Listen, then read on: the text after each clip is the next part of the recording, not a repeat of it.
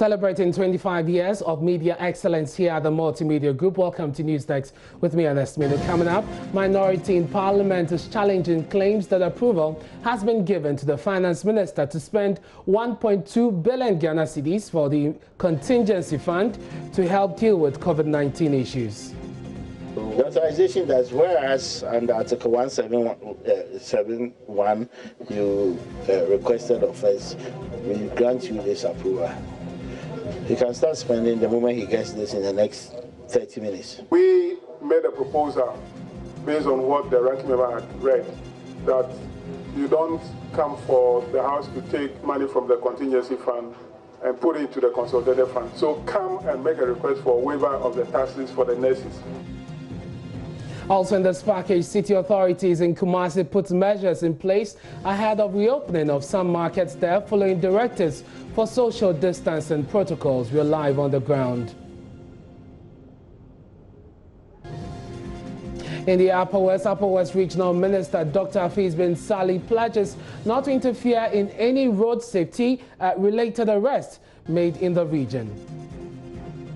And latent business, oil price rise as major producers prepare to meet. We have details of all these and more in this 60-minute package. Stay with us.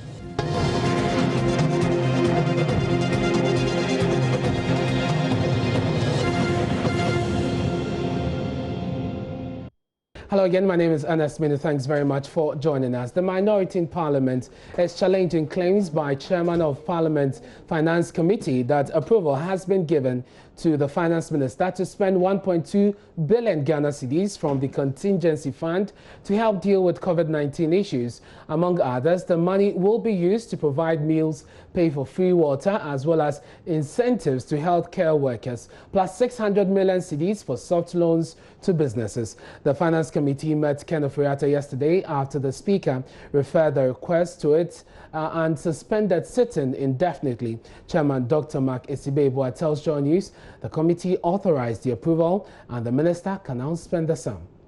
The authorization that's whereas under Article 171, you requested of us, we grant you this approval. He can start spending the moment he gets this in the next 30 minutes. Okay. And without recourse to plenary? No. The Constitution is clear. Article 1771. The minister will come to the Finance Committee.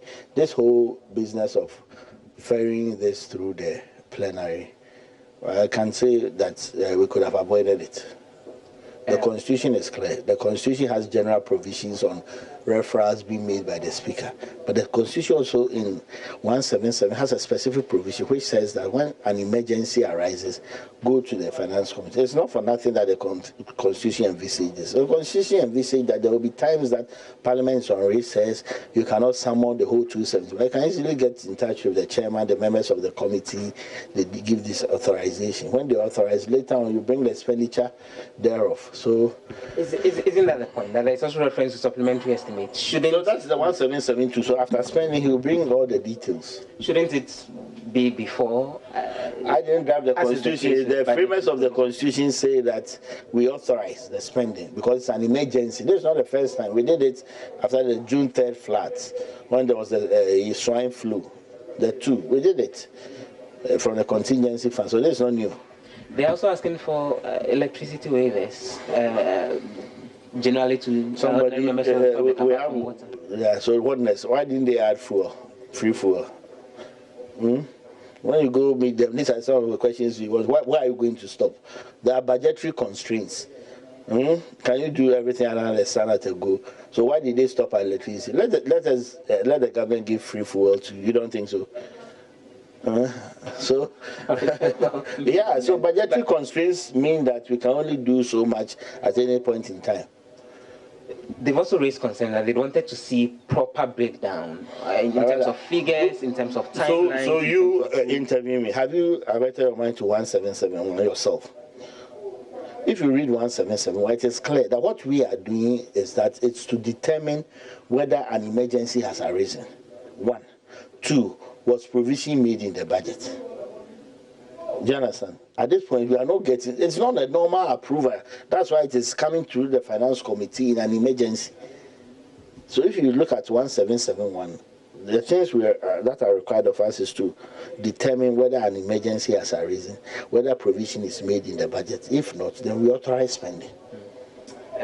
My final question, value judgments. You think these provisions will cushion Ghanaians enough and help people live better in these times of the lockdown? And I buy water in my home. I think we do 80 Ghana every 5 days. That's sufficient cushion for me for the 3 months. Do the math.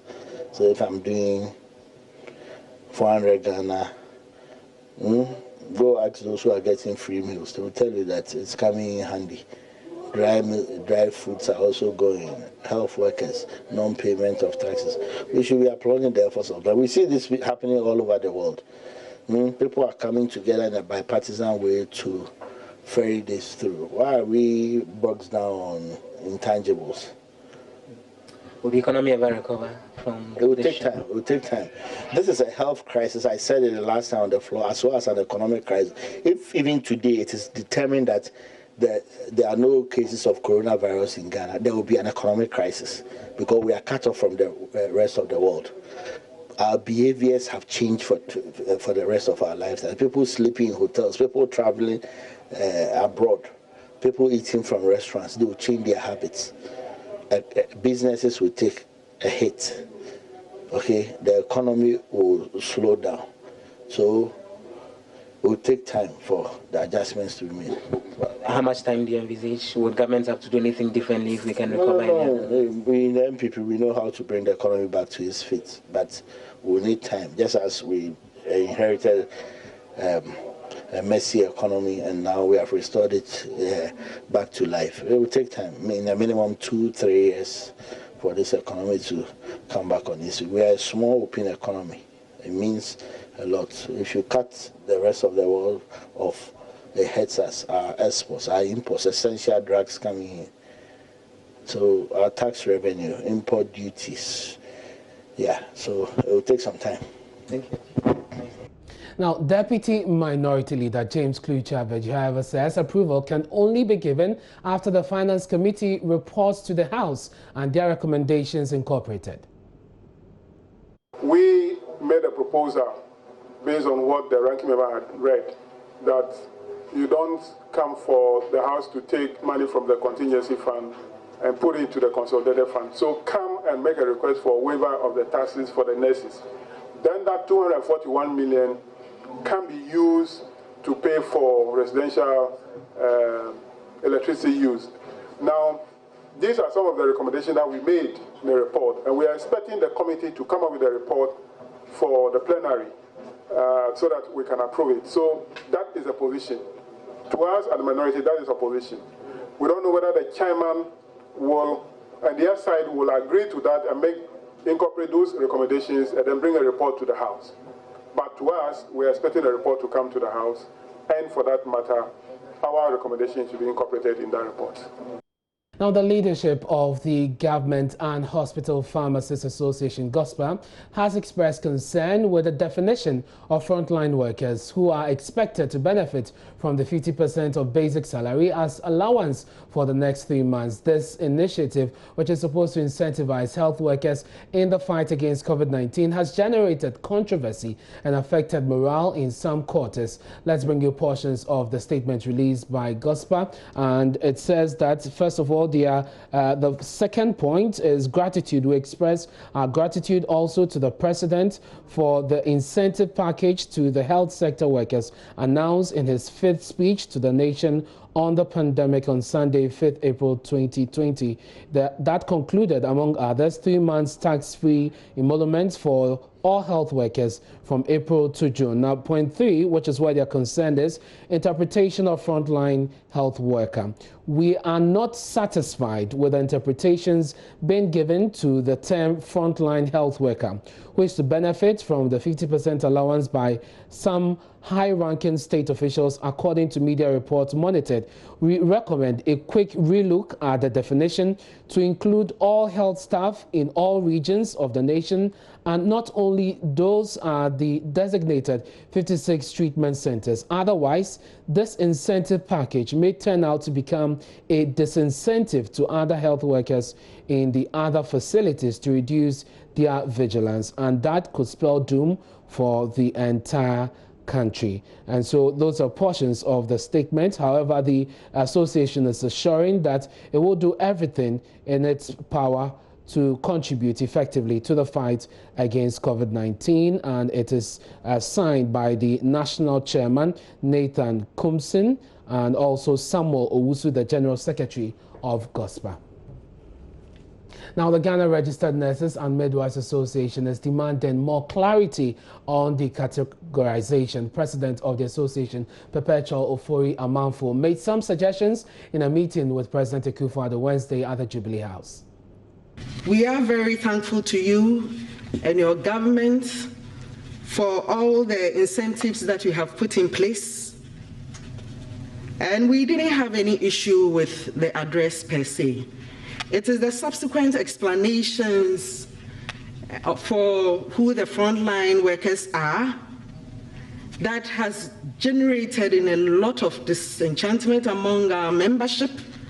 And as we sit here, nurses and midwives across the country are very demotivated, and they are looking forward to us to get the outcome of this meeting to assure them that yes, whatever they are doing across the country is well appreciated, and it is also known to Ghanaians that they are risking their lives, putting themselves at the front of this war with a virus that cannot be seen, and doing their best, and therefore that recognition is also very important. And on that particular issue, we want to recommend and say that all nurses and midwives are frontline health workers. Every nurse everywhere is a frontline health worker. Now, President Akufo-Addo, in his response, said frantic efforts are underway to come up with an accepted definition for frontline workers to permanently end the controversy. There's language also going around at the moment, which I know is one of the issues in this pandemic. This famous expression, frontline health workers. I'm aware that it's an expression that is causing a great deal of, I won't go so far as to say discontent or disquiet, but it is certainly proving controversial.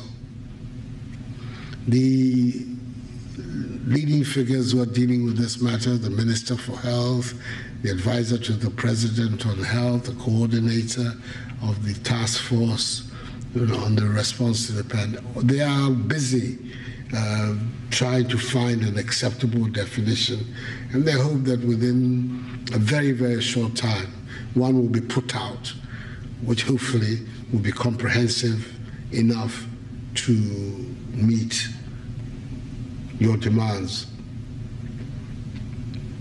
But that process is not complete. And so therefore, if there's an input that you have to make to that exercise, this is the time to do it. Not necessarily at this meeting, but it can be done. Full ministers here, and the others are all here. The presidential advisor on health is somebody who should be very familiar to you. He was until recently director of the Ghana Health Service, Dr. Nsiasare, and then the coordinator of the task force, Dr. Asamoah Ba, another very well-known figure to you, I have no doubt. Distinguished doctor who's done a lot of work on the global scene as well as here. So there's an opportunity to influence the definition. And you're watching Newsdesk with me, Ernest Mino. Now, on Thursday morning, over 1,000 traders besieged the forecourt session of the Dr. Mensah part of the Kumasi Central Market, a situation that compromises the social distancing protocols. For now, over 2,000 traders have been allowed to sell their goods as part of the shift arrangement by city authorities to control the numbers and ensure sanity in fighting the COVID-19 fight. My colleague Nana Asensu has been interacting with some traders and city authorities and joins us from the Kumasi Central Market. Nana, tell us, what have they been telling you? The market has been open now. First, let's start with the traders.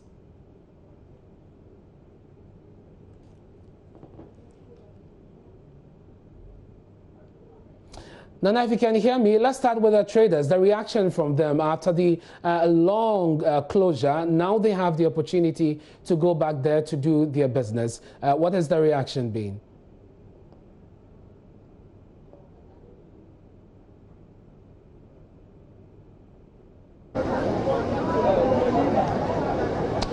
Yeah, Kojo, everything is back to normalcy now. Earlier today, around 8 a.m., about 1,000 traders besieged this part of the market. That is the Dr. Mensah part of the market. And then, yeah, so with the help of the security personnel, the numbers have been able to be curtailed.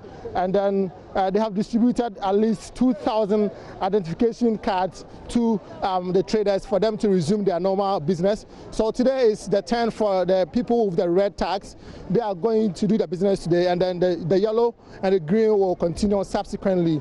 So for now, everything is okay, as I said, and then the traders are doing their normal business with the help of the security personnel who contained the crowd earlier in the morning. Because earlier the situation was very bad. Social distancing protocols were breached, and then also congestion was also serious over here. But for now, they're doing the business, as you can see behind me. I have one of the market leaders here, who is part of those who are sharing the cards, and then she's part of the leadership of the traders. Your friend was saying? Lydia. Ma Lydia. Okay, Ma Lydia. Catcher, send a Muslim who a red tag. Send a Muslim chair cards. The patchoy, Banjo for the Ache Mummy and Son. And the red Namimiaye. Into a chance to green for Beba. Now the Achna yellow, a china yellow. A dear china a green, and a red, and a china yellow. A dear chair green for Nebeba. It's a open how? Oh, I have me. Oh, madam, your pass. Yalian into the Omaya came in Penfire Mayeno, AFPA, into a hammer said you may buy Miss Menaga Cranny made a mammy pa. So, and she is my leader. She is part of the leaders of the cassava sellers. And then she is saying that she belongs to the red tag, and then they are doing the business today. But tomorrow will be the turn of the yellow and then the green. And I also asked her that tomorrow she will not be coming here to do her trade. Does it disturb her, or is it going to affect her business somehow? And then she's saying that no, she's okay because of the virus. She has to come in terms with what the city authorities are recommending for them. So she's okay. So my leader represents a number of traders here at the Central Market, specifically at the Dr. Mensah section of the Central Market. That is what they have been going through now. So this is a representation of, let's say, almost all the traders here. All the traders are okay. They believe that the social distancing will help them to ensure that the market is not closed. Mind you, Ernest, somewhere in the week, this part of the market was closed down because the traders were not adhering to the social distancing. So they fear that if they don't adhere to the social distancing protocols and the directive by the assembly, the market might be closed down again. Ernest. Well, I understand there is some sort of a shift system where, you know, the traders one batch of the traders would have to sell today. There's another batch that will come tomorrow just to reduce congestion in the market. But what about observing the issue of, you know, putting on protective gears, the gloves and washing your hands? Has that been observed as well?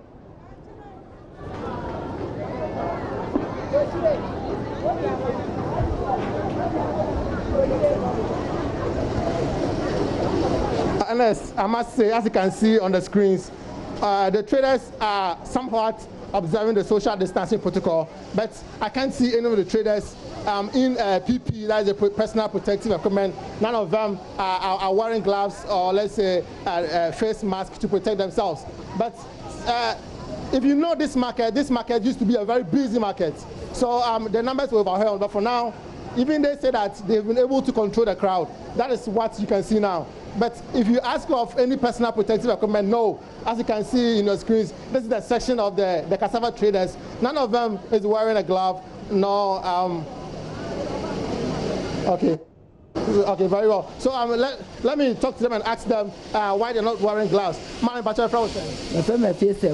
I feel so. I didn't say auto, but I didn't want to share gloves and I said no mask. I can't tell you.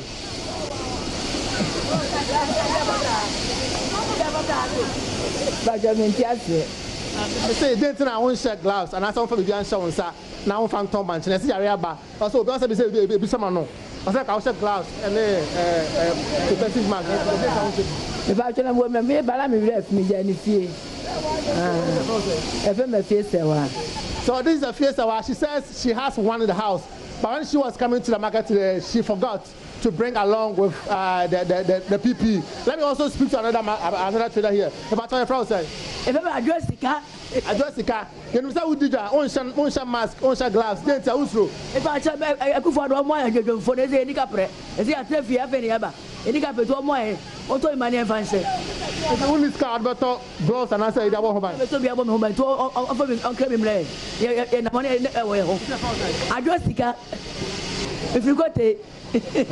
So that's my colleague Nana Senso Mensah. They're interacting with traders at the market. They have resumed trading after the market was closed down because of a lack of respect for the social distancing protocols. We'll see how going forward the city authorities would enforce the measures they put in place. But police and military teams deployed to Agbobloshi to enforce the 2-week lockdown are having a hard time keeping people away as hundreds trooped to the market on a daily basis, mostly disregarding social distancing protocols announced by President Akufo-Addo. Fred Smith has been observing the situation there and now reports. We'll bring you that shortly, but let's return to the Ashanti region because the Ashanti Regional Police Command has disputed reports in some sections of the media that some personnel in the region have been involved in a case of assault while on deployment on Operation COVID Safety Duty.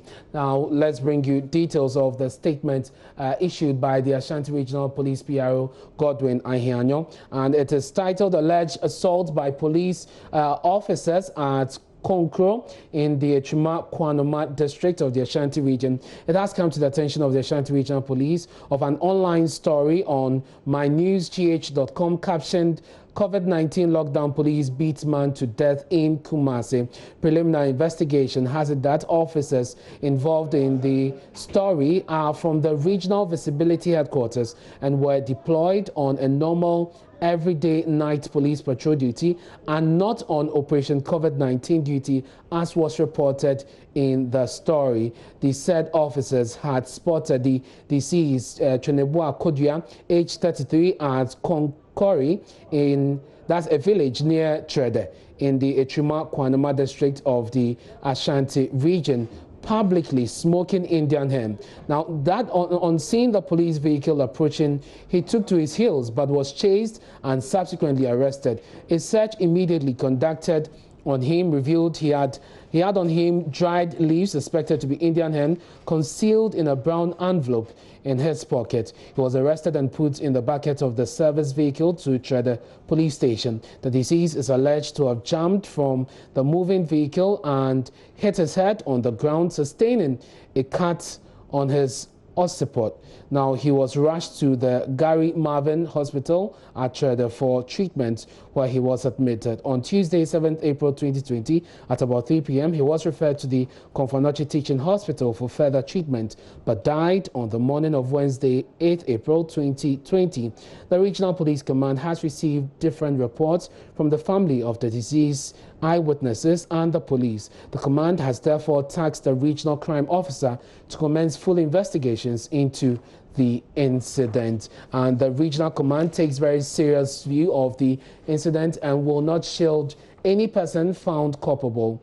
The police wishes to remind all residents of their commitment to protecting lives and property.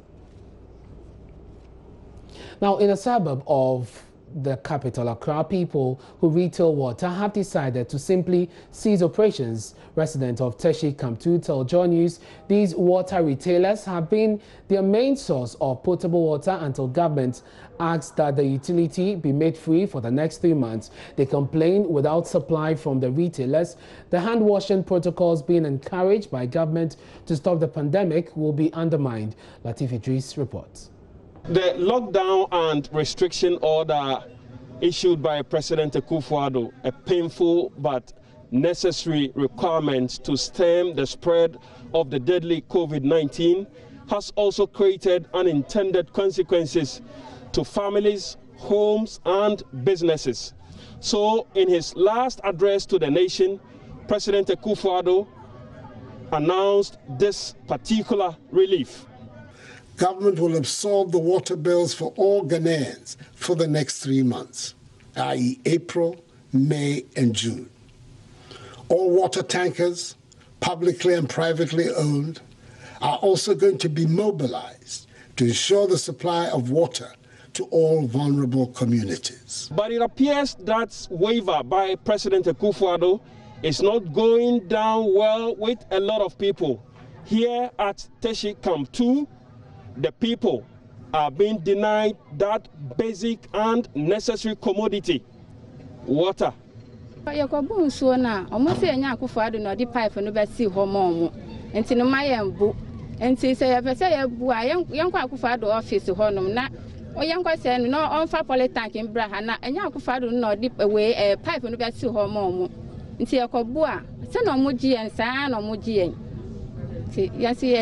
no so no and a problem pan to sabai bebe mama ya a bear and the pan. So what she's saying essentially is that they've gone to these pumps trying to get water, but what the operators of those pumps are telling them is that the president isn't the one who purchased the tanks for them, and so his directive is not something they are adhering to. The people are now bearing the brunt here. Almost say Scandia or Meji, or Fancha, if you say almost to the Omediano, and this Omangia, Omeda Didi. And I answer so, yes, so yes, 90 some would just come with the ambassador say, as we are in Jaria and young Korea and Saya in Diana. The next point I'm going to, one of the precautionary measures for this whole COVID-19 pandemic is hand washing. You have to wash your hands whenever you hold doors and everything that people usually touch. How is your hand washing practice being affected by this, the fact that you don't have access to water? How is that affecting your hand washing practice? Pacho, the attorney say I am soon, I must say, I buy see money for 3 months, almost say, almost scan. Am I as to cry and so crying to be because I bet not fear for lockdown or be unquajuma. And he say, Niska de Baton Sway and Sanyan to me. Sanitary all the farms are still a few on sound. They say we here and swat about it because I was almost say, or made this guy into yen to me Bunsu and any problem here.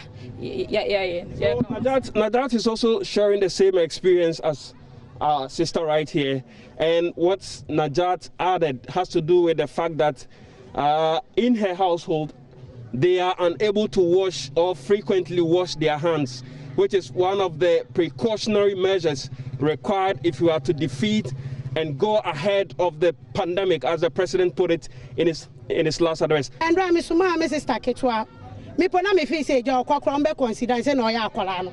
Okwaya yesi on beji scamra. Me so nche de me menti say yesi on beji scanti me kra no. Me share that the 1 CD so e ma akwala ne so fanko. Okwaya no ya jiniska. Ya jiniska no sanso bunsuo no. Inti no enye easy.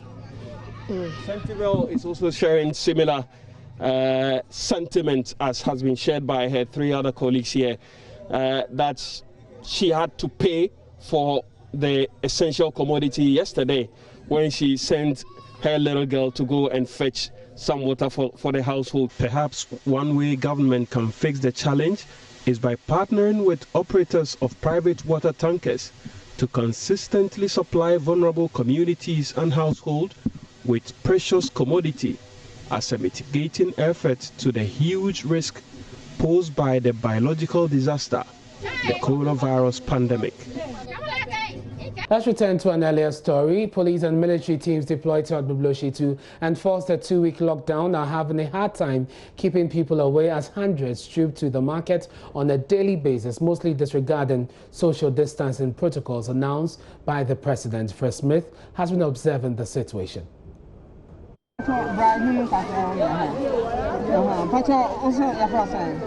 From neighbor. Okay, Pacho, me na me show mo so ah, me na me market queen. Pacho, leader of the market women. Na area president measures na omo na say no, me dey so there. Pacho, ye di super because me make sure say I no pay me buy no. On say wan kasa wo hwe ha, I kon say obi tie obi so tia. Because president no obo ya kasa. O dwin ye hu. Nti ye say yeso dia president say ye no say yeso ye. Na yan kasa because o dwin ye hu. Okay. Now, I am the public area. I'm a bit no, so we are because I have my crowded. So I have some traffic. They are planning to the brain. Me pocho, me say, so who ni public area? I want to say, we are almost free nyamakayo for no. Bebre so free konkomemu because so cost street ni so please for mo yo medjuma pa. This who say nipa choncho my omo free ha, omo free konkomemu. Okay. Omo mo free kapa, me akasa me bre ansa na me ba market no. Ntenye so omo free outside, omo free konkomem na omo ba, omo digwa. Na enye se nipa bebre free. Krom. Na sabre ye hwa nipa dos wa ha no, even though police for your juma and am so mama distance kakra bem. Then e betimi aya, e betimi aboama space no akọ emu awai more. Se na ba ya yare no, e bi ntimi nkoba wa ha. Yeah, me say wa kasa. Wakasa dia ukane dia ya mpa but dia ewo mu na medical kati so omo free omo ni nam ha no omo free ha omo free konkomem because ura konkomem nipa bebre dom bebre o na se omo free echi yasem no omo free echi aka omo free echi anka e baka se president no baka se panyimfo omo mbem no mo ka so omo behwe mai but omo free ha Then security, who person security mrahana almost stop for mana. Me said the almost say na soldier for ni police for mo yo adwuma no. Se obri omo begina a main junction. Se wo ba na ya bisa se wo call him fa, wo koto de. Se nipa na anya sem papa bia ka na ya turning it back. That will better on my boy because obi ni nam enye so mba be di dwa. Okay. Me da se pa mami. So me da si. So me da si ni sham. Yo, ye ko enti dra kasa. Miton wele coat.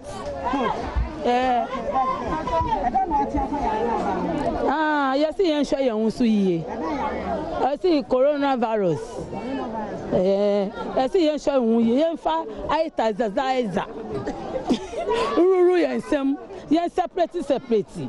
Obi beto ade a o mi miensa njila o baku njila ono ntan si ye di ye boshesu sa. O yen pese bi beba ha. Nipa kwa ndo so nda ne kaya yo fuo nu omu nanamu nipa bebre hu omu ni hwe kaya yo fuo nu na nipa bebre ni ha mo come say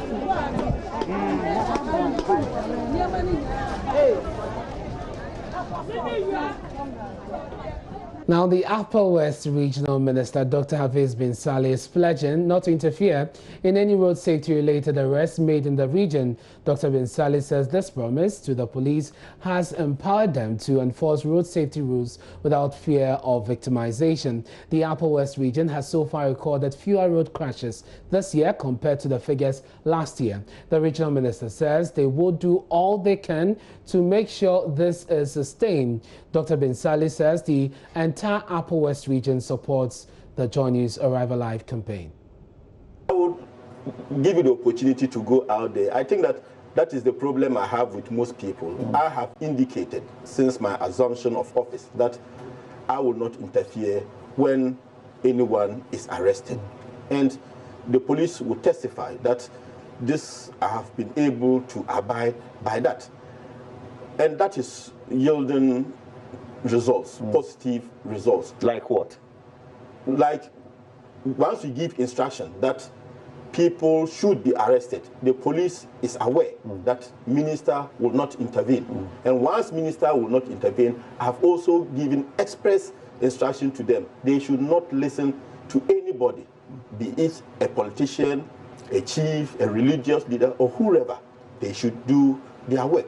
And I believe they will testify, if you go to them, that is yielding results because they are confident when they go out there to work.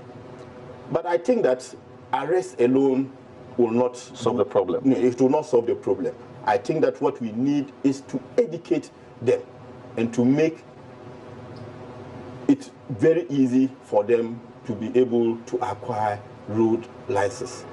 So we have intensified our education. How are you doing the education? First, road safety, and then MTTU. They have a pack where they go out there, involve road transport operators, particularly the transport unions. They involve them and they educate them. So if you realize, if you look at the accident rates in the Upper West region, it involves mostly private individuals than the commercial vehicles because they are unionized. It is very easy for us to target them and then involve them, educate them. So that is what we are doing. And every opportunity that we get, if we have a gathering, we give opportunity to the MTTU to educate the masses. And also, we have made it clear to the DVLA to make it easy for people who want to acquire licenses, so that once they are able to acquire licenses, at least they take them through some routine education on the usage of our road. Do you feel the stringent procedures at the DVLA might be the reason many do not own licenses yet they ride? No, that is not. It's just the usual Ghanaian attitude. People think that, well, there's no need to acquire a license before they use a motorbike or a vehicle. So, but we are making it very clear to them that it is a requirement and all of us must abide by that. So those are some of the things that we are doing. And I would say that the Road Safety Commission and the MTTU in the Upper West region, they are doing very, very, very well. What do you say about the Arrive Alive campaign JoyNews is embarking on? Now we are touring every region trying to get those who matter to make statement, to talk to their people. We are here in your region.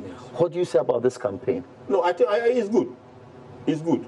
I have watched it a couple of times, and I think that it is good. Because once people out there hear people in position, prominent Ghanaians speak to the issue, then they listen, and once they listen, some will follow. So I think that it's a good thing that you are doing, and I'm happy that you are in the Upper West region. You're watching JoyNews Dex with me, Ernest Menu. When we return from this break, we'll bring you a lot more stories plus business. Stay with us.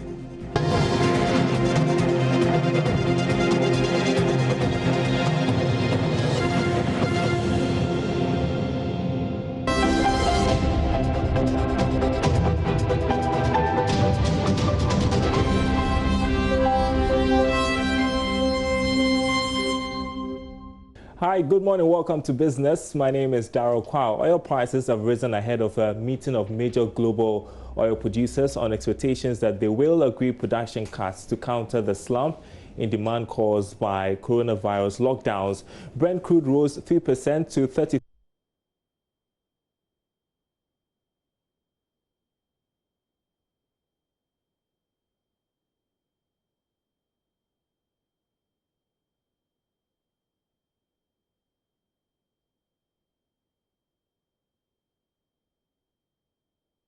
such meetings.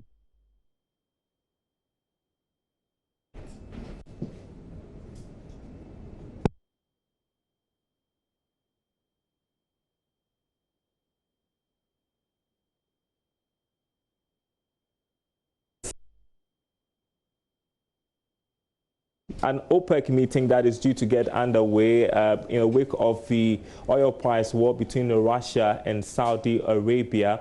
We want to get the latest on this and have a conversation around it as well. On phone with me is Raymond Nwokbo. He's policy and energy analyst with the Institute for Energy Security. Good morning to you, Raymond. So how crucial is this OPEC meeting? Okay, thank you very much for having me. This meeting is very important because, as you know, the coronavirus and the price war between Russia and Saudi Arabia have brought about by unimaginable supply loss in the system, which is affecting oil prices.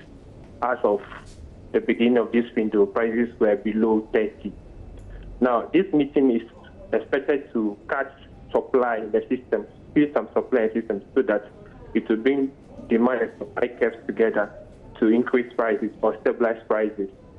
As of yesterday, Russia, which is having the biggest growth against U.S. shale in having the cut, agreed to have a production cut about 1.6 million barrels per day. That's about 15% of their production. So that's a great news. That's so you can see that prices rose yesterday to 34.27.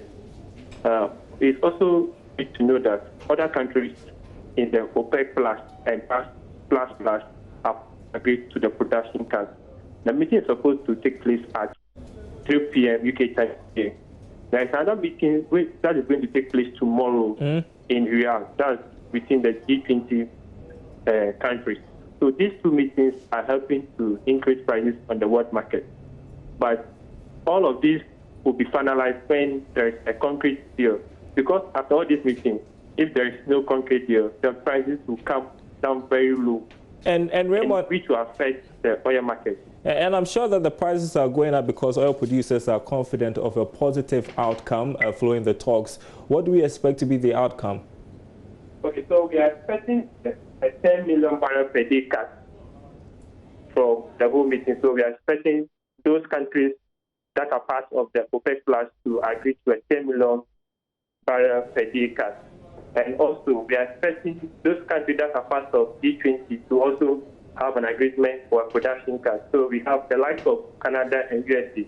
For the USA, in the next 3 months, they are going to have a production cut of about 4 million barrels per day. So if we add the 4 million barrels per day to the 10 million barrels per day that is supposed to agree on today, that's going to be about 14 million barrels per day, which is good to stabilize the market and also increase the crude oil prices. Therefore, those countries like Algeria, Nigeria, and even Ghana that are crying because of the shortfall of revenue, they may start getting some increased marginal revenue from the oil. And Raymond, my last question to you will be, why should we be concerned here in Ghana what the outcome of that meeting will be? Because at the beginning of the year, we projected that our oil revenue, we benchmarked our selling of barrels by 52, and prices are now down to 25, 26.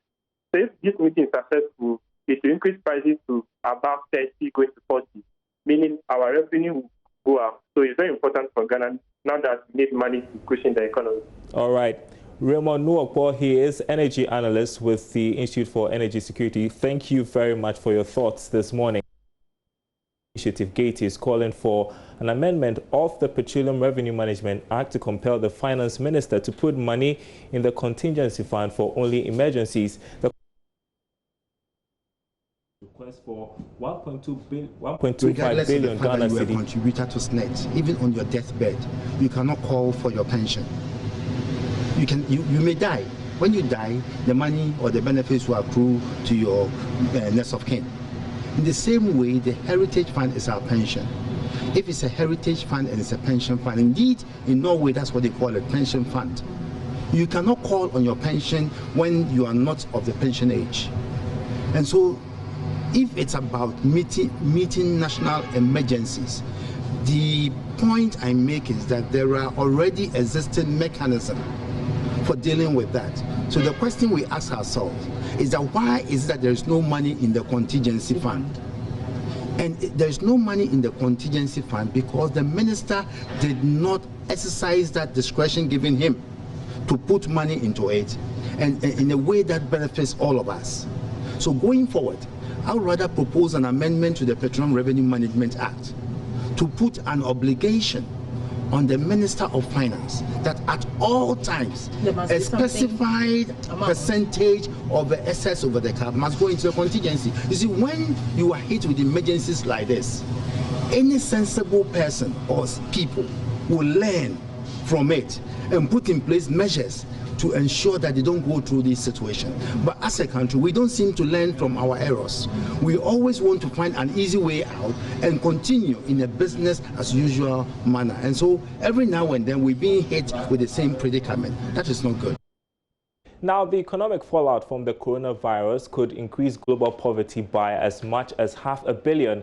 This bleak warning comes from a United Nations study into the financial and human costs of the pandemic. There's more in this report. It will be the first time that poverty has increased globally in 30 years, according to the report. The findings come ahead of key meetings of the World Bank, International Monetary Fund, and G20 finance ministers next week. The United Nations University study was written by experts at King's College London and Australian National University. The report, which estimates a 400 to 600 million increase in the number of people in poverty across the globe, says the potential impact of the virus poses a real challenge to the UN Sustainable Development Goal of ending poverty by 2030. By the time the pandemic is over, half of the world's population of 7.8 billion people could be living in poverty. About 40% of the new poor could be concentrated in East Asia and the Pacific, with about 1/3 in both sub-Saharan Africa and South Asia. Earlier this week, more than 100 global organizations called for debt payments to be waived this year for developing countries, which would free up $25 billion in cash to support their economies. And that's it for Business. The news continues after this break.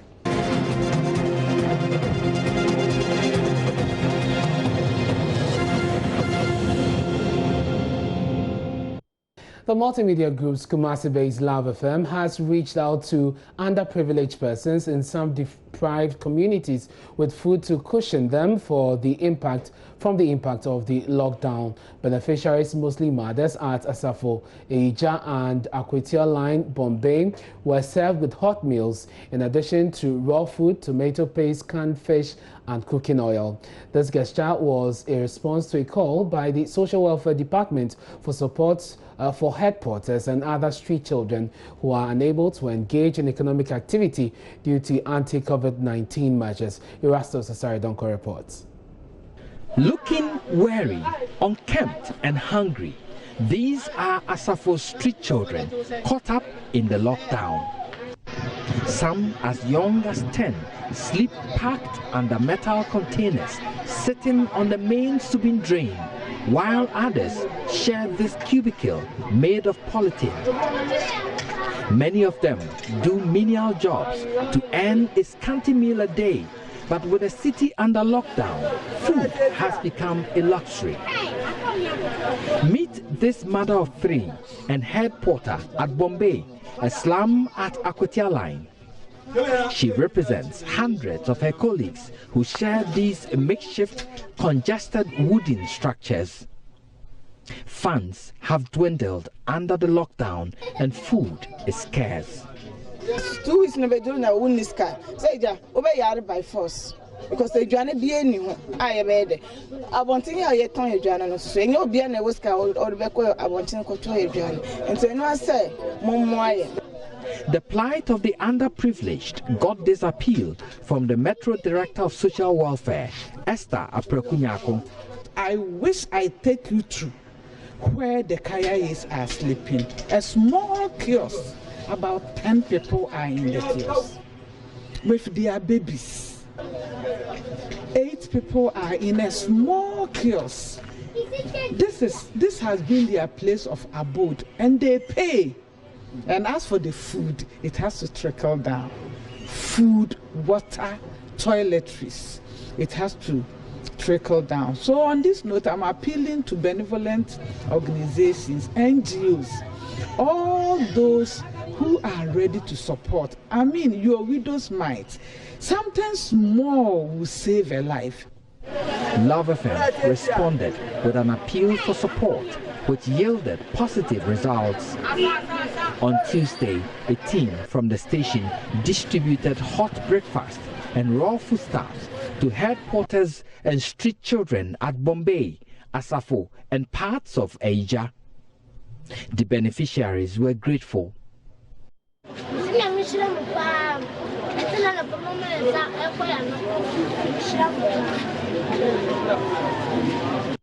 There are others still in need of food under this lockdown, and support is welcome for them.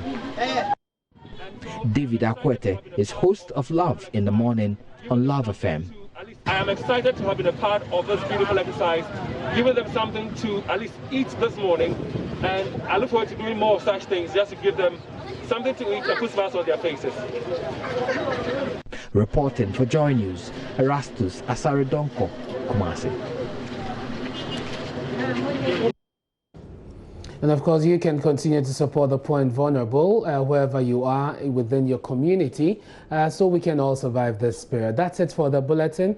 Many thanks for your company. But just before we go, let's bring you some update on the global figures as far as coronavirus is concerned. Those are the numbers on your screen. So far, we have over 1.5 million cases worldwide. 88,000 deaths over that. That's 88,516, and 330,697 people have recovered. That's some good news. A lot of positive news in there. We don't talk about the recoveries, but when you check the figures, you realize that there are a lot of people recovering.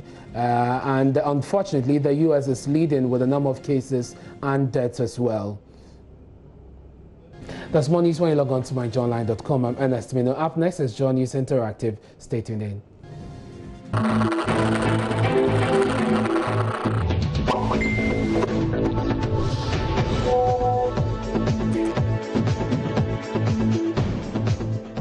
Celebrating 25 years of media excellence, hello and welcome to the pre-Easter edition of Joy News Interactive with me, Naajeli Joku.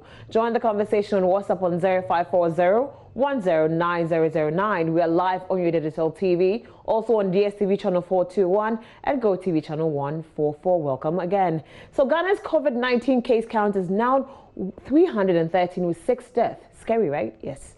But that's not how Health Promotion Officer of the Ghana Health Service, Joel Abekulia, sees the situation. He says Ghanaians should not panic over the increasing cases of COVID-19 being recorded in the country. Mr. Abekulia says he believes the country's enhanced surveillance and contact tracing efforts are yielding results such that all persons with the disease would be identified and properly catered for to halt the spread of the disease. Now, there's a bit of hope there, right? Yes, and I'm feeling it within me. So let's read some of the reactions to this on Facebook.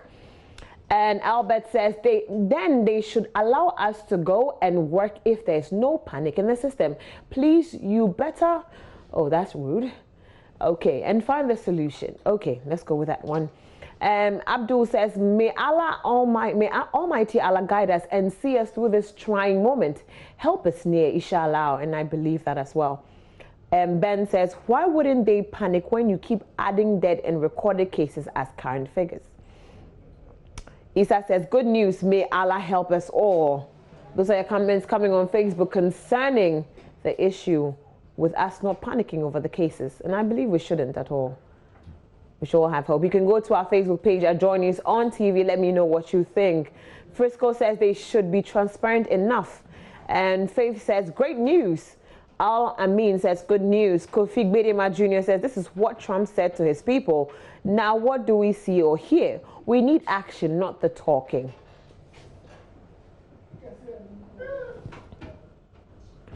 Walla says the stay at home alone is too frustrating. If we all know soap and hand sanitizers can kill the virus, why is it taking the world too long to develop a vaccine? Just asking because it's best. Okay, my imagination. It beats my imagination. That's what he wants to say. Sire says, why aren't people recovering in Ghana like the other countries, but the number is just increasing? Eric says Ghana will surely overcome this virus. That's what he wants to say. And Steven says, okay. Kojo Trailer says, who says we are panicking? They should let us go out and start our normal lives. Okay. Jerry Adams says, the earlier the entire country is locked down, the better it will be for all of us. United States of America didn't listen to the lockup, and now they are paying heavily for that. The contact traces are good, but more needs to be done now, or we regret sooner. God save us all. Those are your comments coming, with GS urging us not to panic over the increase in cases. Dex Pep says this is what people should understand. And okay, we've read this one. Okay. King Kalasa says spread calm and not fear, but I know our African leaders, they can #underestimate the figures for political gains.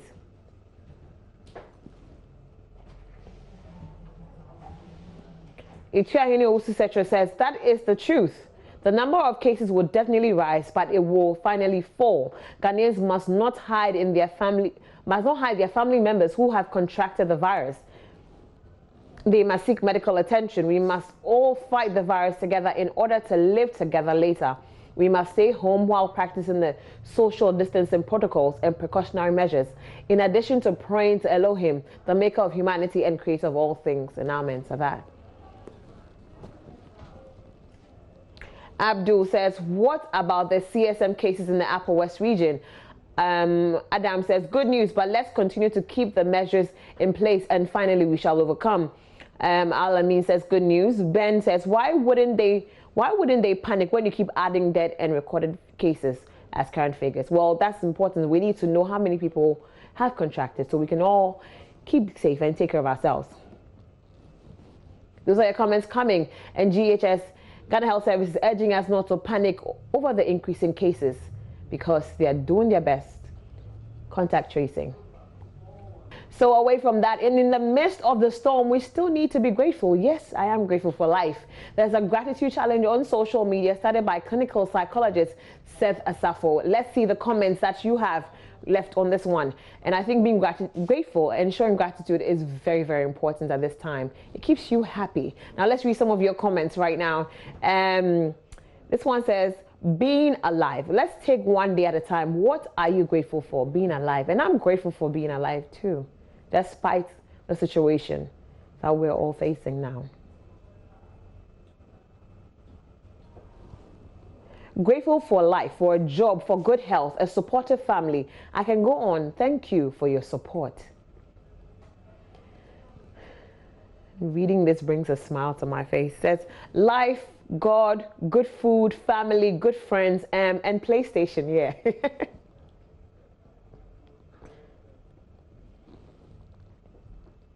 And this one says, grateful for life, having my family with me well and having all round and playing around. Oh, so grateful for friends, the WhatsApp trail messages and jokes. Someone says life. So what are you also grateful for? You can send us a message on our WhatsApp line on 0540-10-9009. This one says, my income.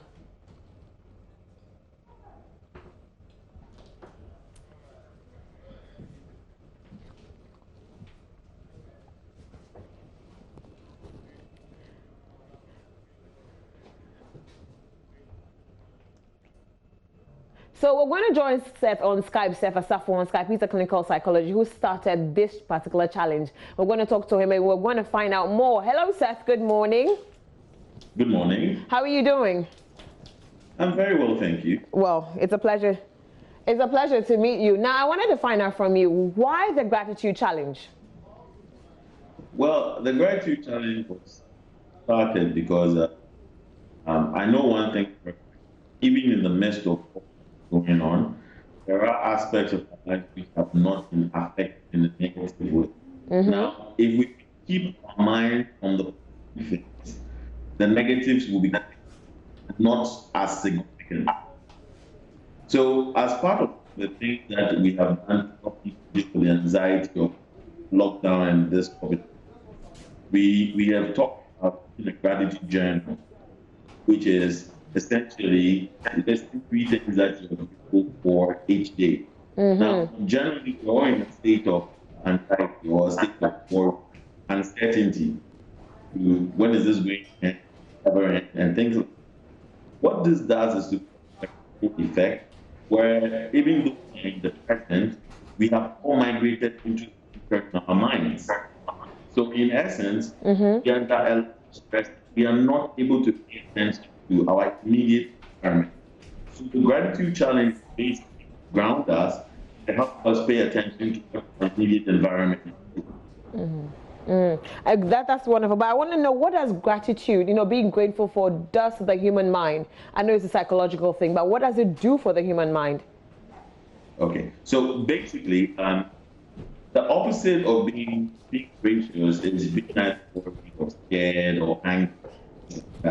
And in essence, what happens is each time you feel emotion, the human mind believes that it's some kind of danger. Okay, so it gears up the fight. Now you're fighting against basically a ghost. We cannot see this thing. We can only do things within our control. And humans generally get anxious or afraid when we feel we don't have control. So the gratitude challenge is to help us take control of the things that we can take control of and allow that we have control to resolve. I see. So what are some of the things that we can list? How do we go about the challenge itself? Can you just give us an idea? Because I've seen people talk about being grateful for life and other things. What exactly? How do we go about it? So it's like this. We are all we experience emotions. Yeah. Different reactions to all that's going on. Now, if I put out a post of what I'm grateful for, it only makes other people recognize what they can also be grateful for. And so in that space, being grateful, what makes you grateful, you are able to zone out of all the negative views on COVID-19 and death and, the lockdown. So basically, your message inspires others to also put out messages that will inspire you as well. So we're creating a chain of reaction that we can be happy about, things that we can even in this period. Okay. So even after this, we can keep a journal, like you said in the beginning, and write the things every single day that you're grateful for. Yes. Okay. That's a wonderful thing. It's got me smiling already. Thank you so much, Seth. That's great. Thank you so much for joining us. Enjoy your morning and have a blessed time. Thank you so much, Seth. So 9, that was lovely. I'm going to start mine right now. So what am I grateful for? I'm grateful for the fact that I have life and I get to be with my crew every single morning. And I'm grateful that I can come to you every day with good news. We'll take a quick break, and when we come back, we'll do more on Joy News Interactive.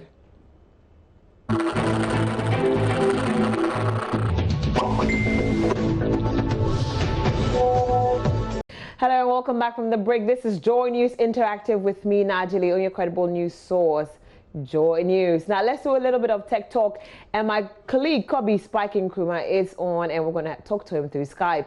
Hello, Kobe. How you doing? I'm good now. How you doing? I'm doing fantastic. How is it working from home? Well, it's relaxing, but it requires a lot of discipline. Yeah, so tell me about that discipline, because I tried it last week and I feel like 80% of the time. Yeah, I know, right? Like waking up, you don't have to go anywhere, so it's about convincing yourself, hey, I need to wake up and get work done. And so do you dress up to come sit down and work like you're acting like you're going to? Because I tried that one, I ended up sleeping. I had to dress up to sit down. But it's good to see you anyway. I hope you're practicing, the social distancing and precautionary measures. I've got everything I need here. I don't need to go out. I know, for weeks. But let's talk about the WhatsApp limitation. Yes, we're talking about that, and unfortunately, technology did its thing. But I want to find out, is this something that is old or is brand new? Because I've heard comments that, oh, back then, it was like a year ago, they were already doing that, so they limited people to 5, or it's a recent thing, or it's a new thing that they're doing to make sure that people don't get misinformation on the COVID-19 pandemic. Okay, so like I was saying yesterday, this was happening before. And in 2018, they began to limit messages to only 5 forward. Yeah. So if WhatsApp determines that a message has been forwarded a certain number of times, they limit it to just 5 people. So you can't forward it to more than 5. Now, when this happened, we realized that forwards had dropped to about 25%. So people stopped forwarding messages. And basically, the whole idea is to slow down misinformation. Okay. Before you could forward to up to 256 people at a time. Yes. Now, with that, this way, it makes it difficult for people to forward messages. So they're like, once they send it to 5 at a time. Yeah. Doesn't mean that people can't forward it again and again and again. They can, but it's sort of too much work. Okay, that's solid. Now let's talk about working from home. And but before we do that, one more thing about the WhatsApp limitation. Does it mean that they're able to scrutinize the information or the message going out? So if I've already sent that information to 5 people, you understand, the next 5 people, they'll also be able to, will they scrutinize that message, or they get used as a logarithm to know that, oh, this message has been forwarded a couple of times, let's break it. That's what I want to know. Okay, so right now, what is actually happening is that WhatsApp is testing a new way to slow down forwards by making sure that messages that have been forwarded more than 5 times will be reduced to just 1 forward. Oh, cool. Yes, so if, starting from Tuesday, if a message has been forwarded more than 5 times, you can't it will be reduced to just 1. Wow, that's good. That's good, because there's a lot of misinformation going out there. Okay, so let's move away from WhatsApp and limitation, and let's talk about Zoom. There are lots of people all over the world that are working from home now. People are doing their best to work from home, and most people are using Zoom. Now, a few people have talked about insecurities with Zoom. So let's talk about that. Insecurities. A lot of apps have a lot of insecurities. People are worried about my information getting out there, other third parties getting my information and stuff like that. So let's look at it. How safe is it to use Zoom? Well, Zoom was safe in the beginning until they had the whole issue of people finding out that they were sharing data, user data, with Facebook. Ooh. Now, the data they were sharing was even data of people who were not on Facebook. So when that alert was drawn, they stopped. Then there was also the concern that certain amounts of data from Zoom were being routed through servers in China. Whoa. And certain people are not exactly very confident about things that go through China. So that also brought a lot of concerns. Their CEO had to come out and apologize. And there have been issues of security where they feel that some people have discovered that certain video conferencing calls were not encrypted. Wow. Now, when we say something is not encrypted, it means that someone could intercept and listen to your conversation. Imagine that you and I were having very confidential business discussion. Someone could eavesdrop on that conversation. That could be damaging, or that could be serious. So it was, to the extent that certain companies like SpaceX, Elon Musk, and Google have asked that their employees uninstall Zoom their computers. Wow, that's deep. That's serious. And for Google, they've asked their employees, because they know that they use Zoom to get in touch with families and friends. So they say, okay, you know what, you can use Zoom on the mobile web browser, on your web browser, or your mobile phone, not on your office device where you have sensitive information. Yeah. So have they come out with other ways to deal with it, or is still not good to use, or are there other apps one can resort to, because you still need to get business going? Well, as it stands, it's actually still being used by a lot of people. And we believe that Zoom growing as fast as they've grown with the whole pandemic they'd have to sit up, take some of the issues, and they've already been working on them. So, I mean, we'll keep people updated as in when we find out that certain things have changed or certain things are the same. But if you're not confident about Zoom, there are so many alternatives that you can use. So can you give us a few examples? Because people that are a little paranoid like me wouldn't want to share anything like that on Zoom. So I've refrained from using it. But I want you sharing some confidentiality. You know how we do. But can you give me maybe another app or two that we can use to work, like, do business with? Okay, so you can use Google Hangout. You can use Uber Conference. So Google Hangouts, for instance, is just like, but the maximum number of people per conference is 25. Wow, that's good. And then you can do basically everything through Zoom. And with Uber Conference, the maximum is 10. And it has an advantage of where people who don't have internet-enabled devices can actually call in to a number that is given to them. So let's say if you and I set up an Uber Conference and we need someone who doesn't have internet, you can give them a phone number with a password, and all they have to do is call the phone number, enter that password, and they join the conference. Oh, wow, that's nice. Okay, that's amazing. And then we have GoToMeeting, and then we have what we're using right now, Skype. Yep. But with Skype, how many numbers can it take? Can it take more than 25 people? No. So, because it's a free version, most of the time you have to get a paid version to get all that, expansion. Okay, sure. Thank you so much, Spiky. Enjoy your break, and I'll see you soon. Yes, thank you so much. And that was Tech Talk with my colleague, Spiky, with Kwabena, Spiky, and Nkrumah there. And that's all I have for you on Joy News Interactive. For more information, just log on to myjoyonline.com. Everything you need, any update on the COVID-19 pandemic, every story, every entertainment story, every news, every information that you need is on that news portal, myjoyonline.com. My name is Ajele Doku. Keep to the precautionary measures. Stay home if you don't have anything essential doing in town, and keep safe. That's what's important. And then show some gratitude. It will brighten up your day. Have a wonderful day and keep enjoying our stuff.